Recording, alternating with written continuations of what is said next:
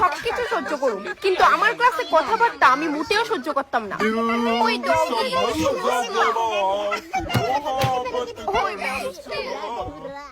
এই তোরা চুপ করুস না, দেখতেছিস না মেমে যে ক্লাস করাইতেছে, অনবরত যে কথা কইতেছো।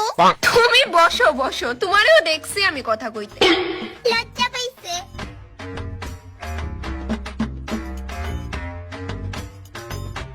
এই যে তুমি, খুব তো কথা কইতেছো, আয়ো এখানে রিডিং পড়ো, আয়ো। বেস্টি কইতে গেল পড়াইছে 5 নাম্বার পেলা, সেকেন্ড লাইন টিকা।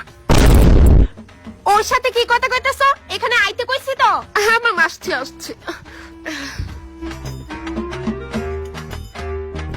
লালু কবিগুরু রবীন্দ্রনাথ মেকুর সকাল হই সকাল। এখানে হাসির কি আছে শুনি? Sorry ma'am. সকাল হয়েছে, তখন রাত ঠিক 9টা বাজে। লালু বাজারে গেল।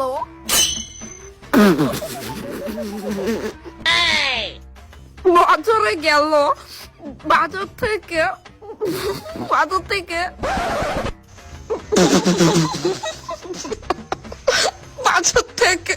তোমার কি কারেন্টের শক লাগছে? এইভাবে ভাইব্রেটর রিডিং করতেছো কেন? বাদাম নীলিগা ও আমারে বারবার হাসাইতাছে। আমি তো শুধু লাইন থেকে ফায়ার হইছিলাম, তাই শুধু আমার দিকে ফায়ার হাসতাছিল। আজকের অ্যাটেন্ডেন্স শিটে তোমরা দুইজনে আমি অ্যাবসেন্ট দিয়ে দিমু।